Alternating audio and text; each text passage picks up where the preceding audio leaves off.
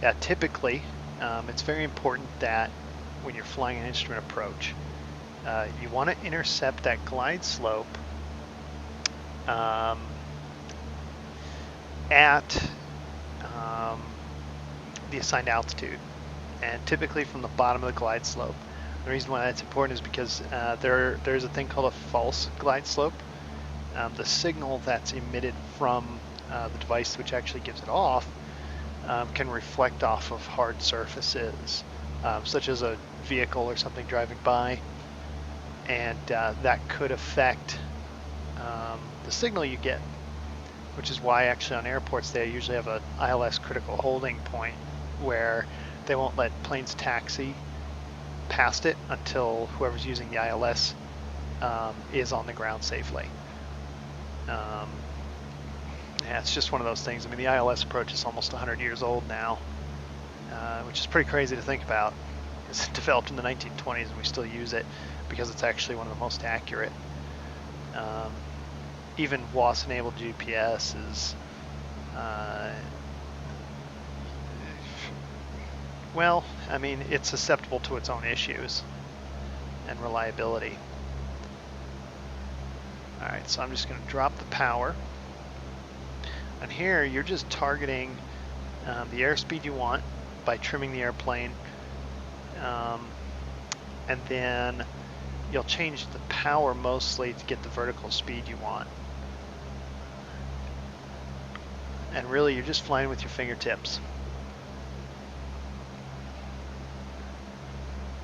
So no big movements, nothing crazy, just nice little hairline changes to everything.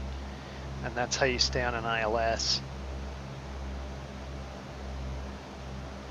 I mean, if you've ever been on an airline flight, you notice when they're doing these kinds of approaches, they're not jerking the plane around the sky and, you know, making big pitch changes and everything. It's just a very smooth task. Lots of care, very tender. Just baby it down. Okay, 500 feet per minute isn't quite doing it, so let's go to 600 and see how that goes. So 2,000 RPM, there's the outer marker. Cockpit call out for the outer marker. Now, even though I'm flying single pilot, I really try and do all the cockpit call outs that I've been taught. And then that way I can kind of like remind myself of certain things. Like the minimums for this approach will be down at 6,085 feet for the ILS. So I want to be watching that on my altimeter. So that's a 1,000 foot minimum. It's probably because of the terrain in the area.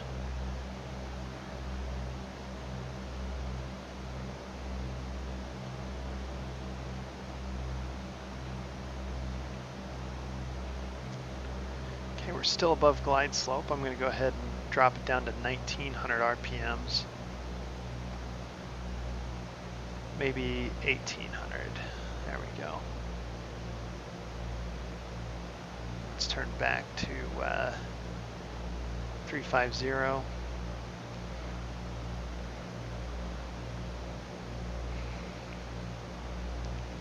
Now let's go to 19, now that I'm catching that glide slope.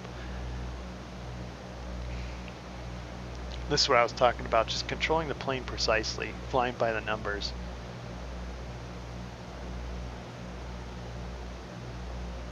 Let's go back to 18 just for a second here.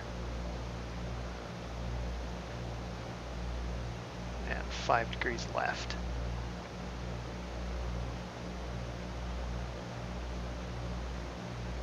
And back 2.5 degrees right. 1,900 RPM.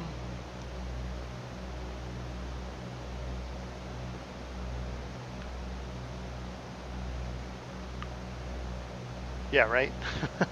It takes practice, that's for sure.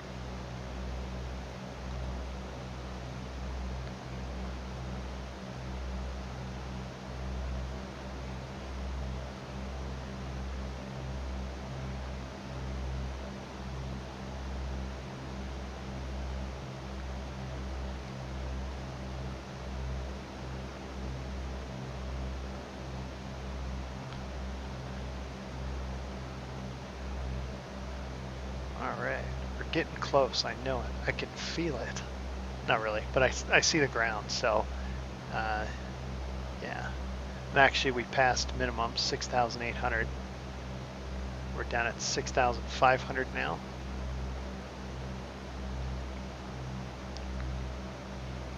We need to come right just a little bit. I'm okay being a little above glide slope, especially in this airplane.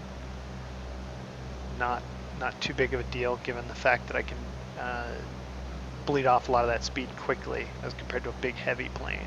But I'm going to drop the power a little bit more. Let's go back to right there. Try and get it to center up. There it goes. Add that power back in. Let's go to 2,000. Runway lights, I can go ahead and transfer to visual flight now. I'm below 110 knots, so I can go for the first 10 notch of flaps.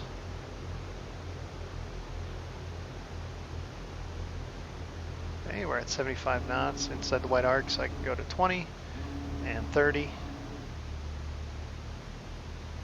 Okay, now I'm going to pitch for 65 knots to add a little bit of power.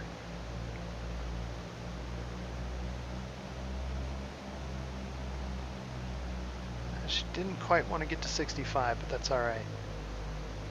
We can salvage this. Let's rudder to get the nose down the runway. There we go.